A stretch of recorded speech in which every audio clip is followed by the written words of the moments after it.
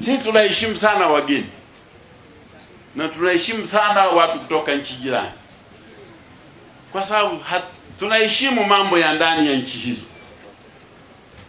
Lakini jana, wale watu wa mitandao mtakuwa mmesoma, kaja mgeni kutoka Kenya anaitwa Martha Karua.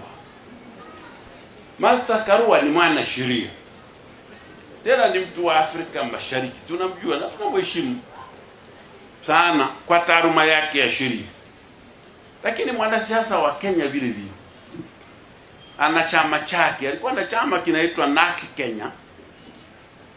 Sasa kija ameona hakina soko, amekibadilisha, ameanzisha kingine kinaitwa People's Liberation Party, PLP.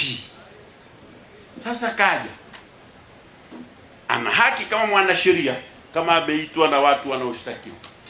Sasa polisi wakikukuta unakosea, hawaendi kwa Wasira kumuuliza amekosea. Wao ndio wamesomeshwa kujua kama amekosea.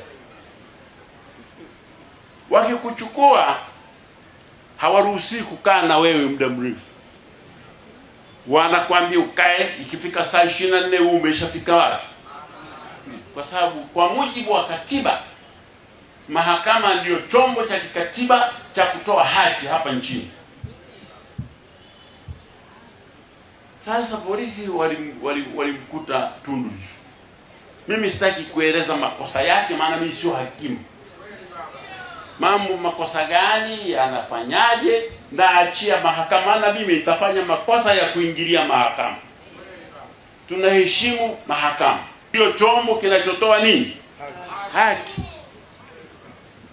Na sasa tukiingia huwezi kukiamrisha.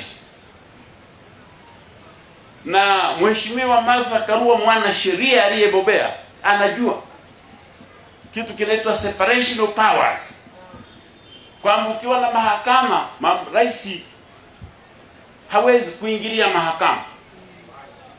Anajua kwamba mahakama peke yake ndiyo inaweza ikaamua mtu amekosea au hajakosea.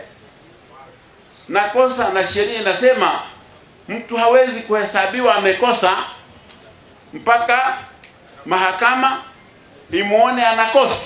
Kwa sisi hatujui kama anakosa au hana. Polisi ndio wanajua. Sasa kama huyu wamepeleka, lazima labda wana suspect kuna kosa, lakini muamuzi wa kwamba anakosa ni mahakama. Na sisi Chama cha Mapinduzi na serikali tulioiunda kwa idhini ya Watanzania hatuingilii mahakama. Tunaiachia mahakama ifanye kazi yake. Hatuiambii mwachie, haituambii mfungeni.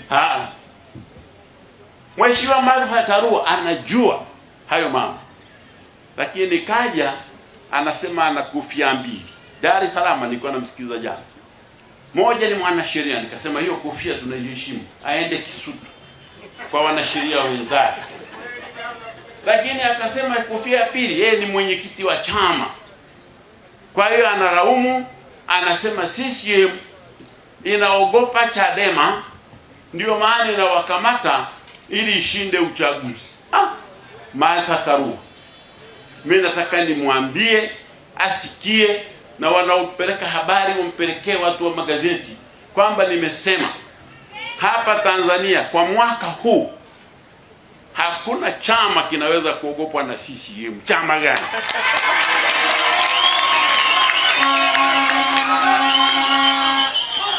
Maana ukienda mahali ugenini ni vizuri ukajua mambo ya hapo kabla hujalalamika. Yeye amefika tu na ndege, mara kapata hoja ya CCM inaogopa Chadema. CCM yenyewe, Chadema yenyewe ya kuogopa iko wapi? Iko wapi? Wao wenyewe wameshagawanyika. Bali si kuna G55 wanatafuta chama cha kwenda. Anailaumu tume, anasema kwa nini inawazuia Chadema. Chadema waliambiwa tarehe 12 waende wasaini masharti ya maadili ambayo walishapelekewa siku nyingi. Wao ndio walikataa kwenda. Wenyewe lazima waanzishe zogo ili magazeti yapate cha kuandika. Wakakataa kwenda. Sasa kama wao wana uwezo wa kushauriana na tume, washauriane na tume. Sisi CCM tunangoja tume ikiwakubali, tuko tayari waje. Tumejipanga vizuri na watashindwa kama walivyoshindwa kwa serikali za mitaa. Anasema Martha Karua, kwa nini hatuzungumzi nao? Nani amekataa kuzungumza?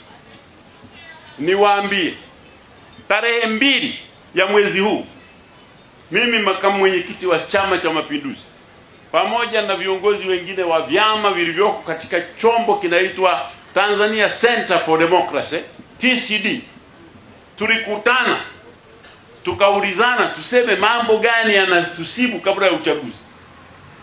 Vyama vilivyokuwepo pale, Chadema, tena Tundu Lissu ndiye alikuwa mwenyekiti. Yaani wewe ufikirie mimi nipo lakini mwenyekiti ni Tundu Lissu, sio unaishi. Lakini utaratibu. Tundu Lissu mwenyekiti, nikakaa pale mimi mjumbe. Kuna wakati nilimtania Tundu Lissu, akasema wewe unajua sisi imebaki busara za mwenyekiti. Nika mwenyekiti, mbona kichwa chako hiki sioni kama kina busara za kutosha? Lakini ilikuwa utani, ila leo nimeuweka hadharani. Nilisema sasa Martha Karua anasema hatuzungumzi. Sasa nataka kumwambia, unataka tuzungumze naye nini? Maana tunazungumza, yule bwana hayupo, anakataa na chama hakiji. Tukakisake wapi hicho chama ili tuongee? Hatujakataa kuzungumza. Sisi ni chama cha amani, sisi ni chama kinachoheshimu demokrasia, na kuzungumza ndio njia. Demokrasia ya kuchochea watu wagome uchaguzi ni kupinga haki za wengi, kwa sababu wengi wataka kupiga kura, sema hakuna wasipige. Sasa wewe una haki gani ya kuzuia mamilioni ya watu kwenda kupiga? Alafu unasema hiyo nayo ni demokrasia. Sasa nataka kumpa ujumbe wa mwisho Mheshimiwa Martha Karua. Mimi najua sana Kenya. Na juzi yeye alikuwa mgombea mwenza wa Raila. Ila Kenya nayo ni hatari. Mara nyingi hawaeleweki hapa. Martha Karua kwa historia yake ni mgogoro. Alikuwa mgogoro wakati wa Moi, alikuwa mgogoro wakati wa Kibaki, alikuwa mgogoro wakati wa Uhuru, na ni mgogoro mpaka sasa. Na akibisha siku nyingine nije niwaeleze migogoro yake tangu Kibaki na ifahamu.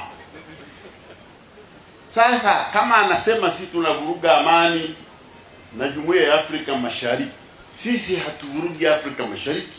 Sisi tunaendesha mambo yetu kwa amani, na salamu tunazompa ni kwamba asijaribu kujipima na CCM. CCM ni chama kikubwa. Kikubwa tena sio katika Tanzania, ni chama kikubwa katika Afrika. Ndio. Chama kikubwa, chama kinaanza na nyumba 10. Wewe uliwahi kukiona wapi? Hamna.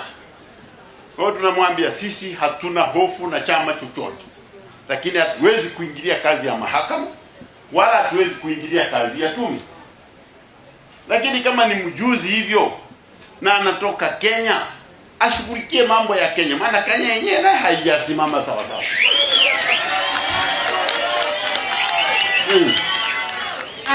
Na kama anaona Kenya sio kwa mambo yake ni madogo, anataka makubwa, basi aende DRC akasaidie mgogoro na Rwanda.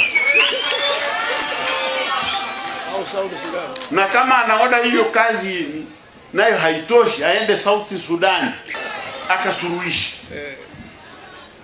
Ndio. Lakini aende, kama ameshindwa vyote, arudi nyumbani, aende aendeshe chama chake kinaitwa People's Liberation Party ambacho kimeua naki Kenya, na hatuelewi hata sera zake, na hakijafanya uchaguzi wowote ndani ya hicho chama tangu kimeundwa. Sasa demokrasia anayezungumza ya Dar es Salaam pale Kisutu, demokrasia gani? Hata ndani ya chama chake haimo. Sisi tumechaguana vizuri tu, hata juzi tulikuwa hapa Dodoma, na mimi naye mwambia nilichaguliwa kwa kishindo kuwa makamu. Demokrasia.